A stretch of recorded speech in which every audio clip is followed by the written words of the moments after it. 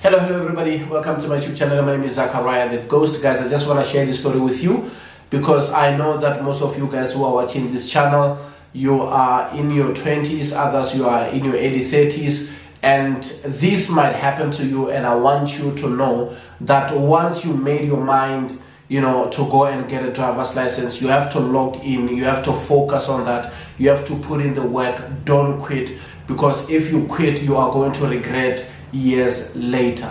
But let me start my story this way. 2004 is the year whereby I had dreams just like any teenager. I think I was like 17 or 18. I was thinking about going to further my studies and do some great things, but things didn't work out the way I thought they would work out. Because of 2004, when I was doing my matric, I started to be sick. I started to lose sight, and my stomach, it was just so painful. I didn't know what was in my stomach, and mom took me from the rural area where I was doing my matric to Johannesburg, and I came here. Thank God, I got better, but by the time I got better, it was already like late. So I remember when we had that conversation as a family of saying, now that you are not going to finish your matric this year, what are you going to do? Because you are not going to sit down here at home and not contribute anything. So as a young man, that time I didn't even have an ID. I was still waiting for my ID to come back. So I had to go and look for jobs, to places like Spartan, places like, Fontaine. And it was difficult because when I arrived, they were asking me, do you have a driver's license? I was like, no, I don't have a driver's license. And I didn't even have an ID, so I couldn't get a job. So somebody told me about the place called Betrayal where I can go and look for a job. It's just to do those gardening, piece jobs and everything. You get a little bit of money, like maybe 70 bucks a day or maybe 100 bucks. It was good during the time because, I was a young man. I can buy certain things and, contribute in the family. So I remember one day when I was sitting there comes this other guy, and he said he's looking for a person who can help them with the garden. I quickly jumped into the car, and he took me to the house, which I thought it was his house, but I later found out that it was his friend's house, And I did the garden the first day. They liked what I was doing. They said, man, you did a great job. What are you doing tomorrow? I said, I'll be in the same corner. I'll be looking for a piece job. They said, no, come here tomorrow so that you can help us with the tree. We want to remove this tree. Because of I was young, energetic, and hungry, I showed up the following morning. By 12 o'clock noon, that tree was down. I made sure that I dig the roots and everything. The tree was just there. And they brought me lunch. I remember they gave me a juice and some bread with polonies and cheese. It was a great, lunch. And after that, I started cutting, those tree branches. And they were very impressed, By 2 o'clock or 3 o'clock, I was done putting all the branches in the trailer. So we went to the dumping space to go and dump, that tree. Now, when we were busy dumping there comes these other two white guys. They look at me and they said, man, you are using this guy wrong. Remember, they said using. You are using this guy wrong. We have a company that we can have a space for this guy, and we think he can be a good fit. Look at his body. Look at the muscles, the way he's tough. I don't know what company they were running, but I can tell that they were running a big company. And I remember the guy that I was working for, he said, no, I have a plan for this guy, I was like, okay, I have an opportunity to go and work for a big company. This guy said he has a plan for me, but I trusted him because he said, I'll look after you. And the guy was working for a big company called Motovia. He's at Fontaine. If you are coming from that side of Captain Pago Tembisa, it's a motor industry company whereby, they store vehicles. It's like vehicles, it's like a storage. They have a lot of drivers there. So it's like, I'll get an opportunity to work to that company that I always, see people go into that company, and I heard that they're getting good salary. Okay, cool. After a month, he said, I got a contract there, and we will be doing what we call mothballing, and we will be waxing cars. Waxing cars is that I was having this chemical that looks like a paint, and I have, my machine compressor and everything, and I was spraying it to the glass, to those windows, so that the sun cannot damage the seat and the dashboard. And I was also spraying wax to the chase of the car so that it won't get rust. That was my job. And I remember, there was a team of drivers from Durban who were driving Toyotas from Durban to Johannesburg so that they can store them to a place called Pomona So Pomana was a plot that Motovia decided to rent because there was a group or team of drivers who were driving Toyota trucks from Durban to Johannesburg, and they were like coming to Joburg like twice a week, and to use that storage. And to that place there was a security company which was looking after those trucks.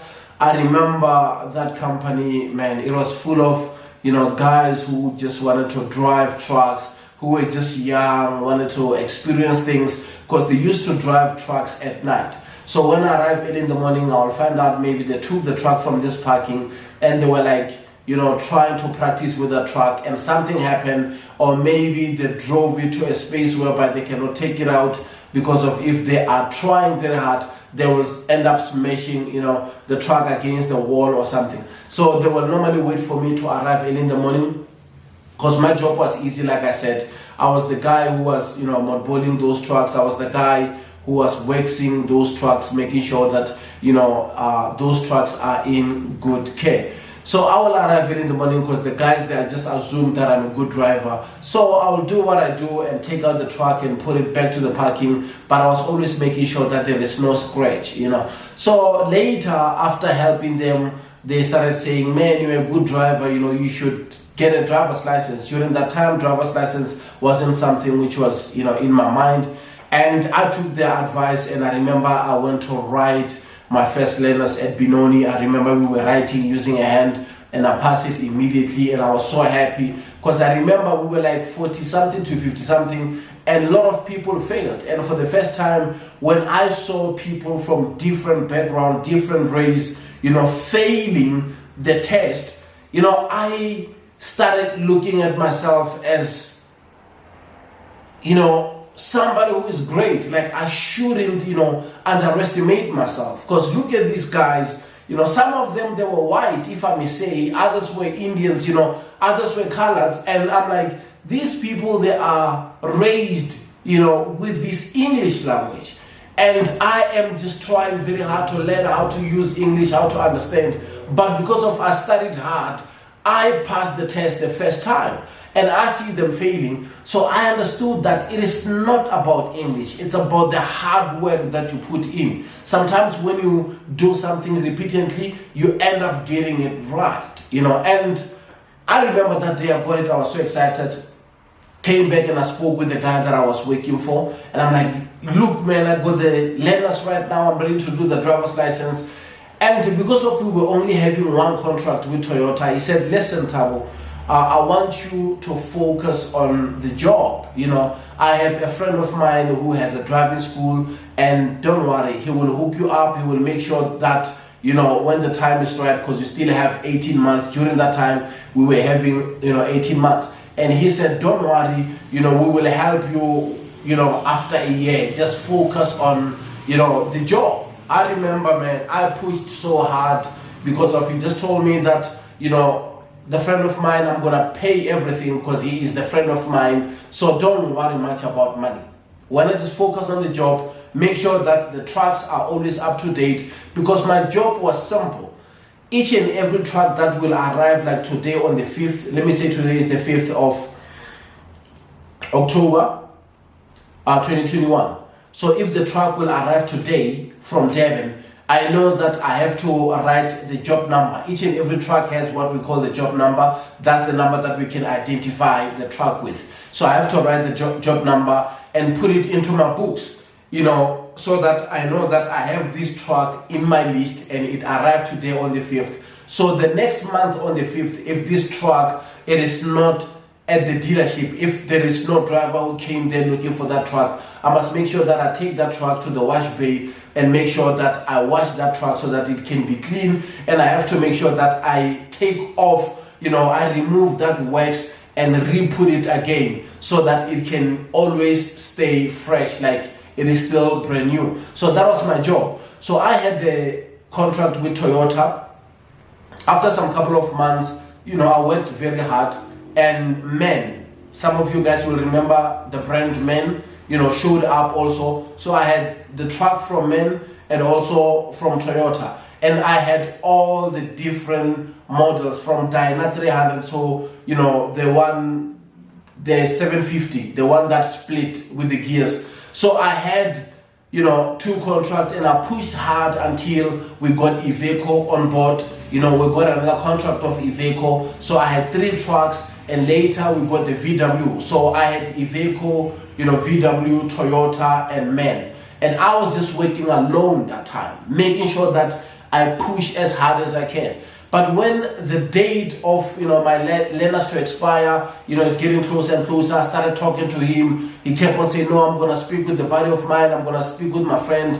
But he didn't do that, you know. And by the time I got there to the test, you know, I rushed everything and I failed, you know. And it was so bad because my heart was so painful. I'm like, I trusted this guy and he didn't do what he promised, because he told me that he has a friend. Now because of I'm under a lot of pressure and this is about to expire and he is saying he cannot find his friend, he has been lying all along, you know. But you know, I continue with the job because, you know, as an African child, you grow up, you know, told that, you know, you shouldn't quit a job, you should focus, because, you know, jobs are hard to come by. You know, I focused, you know, working on, you know, those trucks. I remember I was, you know, responsible to make sure that I look after like maybe 1,800 to 2,000 trucks, you know, alone. Every day there was something to do. And I remember Motovia will send maybe a group of 16 guys or maybe 32 guys who are there to collect, you know, 32 trucks. It's going to be a convoy. They will be going to Limpopo or they will be driving all the way to Botswana, you know. And I have to make sure that I wash those trucks, remove that wax, and make sure that those trucks are in good condition. And drivers will tell you that they are in a hurry. You know, they have to drive those trucks because by the time it's 11:59 at night, they have to stop the truck. They are not allowed to drive after midnight. You know, they have their own rules and everything. And I did everything I can, you know, to make sure that I deliver. And we had, you know, a good relationship with those 4, you know, brands of trucks so that they will keep the contracts going. And I was just alone. But I was just shocked, you know, when we made a lot of money, when one day he just told me that, you know, we just won another contract. And I remember he was saying Mercedes, you know, they like what we're doing and they want to come on board. And we moved to another storage house, because before that we moved from Pomona because of now the space was too small for the trucks, and we went to this other place called let me remember that place. Like you go into Babs Fontaine, there is a farm whereby they decided to go and rent a space. It's a big space whereby now we can feed a lot of trucks there. We can put trucks in there, and I remember there was also cars. People who are used to drive to that side, they will remember what I'm talking about. So I did whatever I can, man, for many years. And one day he just decided to say, you know, he's going to Cape Town, and when he comes back, we will continue with the contract. And just like that, I just received my salary, monthly salary. I remember that time I was getting 500 a week.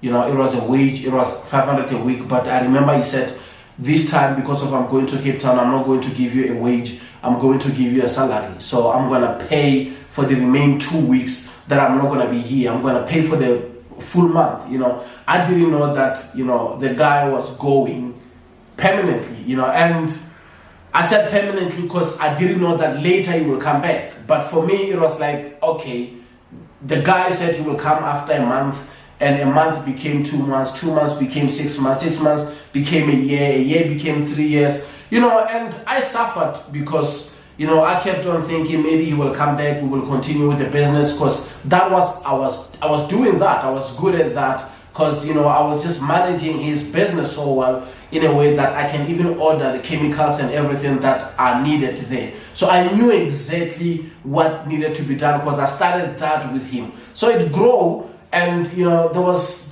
money coming in, because I remember the other guy, you know, when you're good, people will share stuff with you. There was this other white guy who was next to him who told me one day, and he said, man, do you know that Toyota pay 300,000 only for this contract, for you to deal with the chase. Additional money, 300K a month.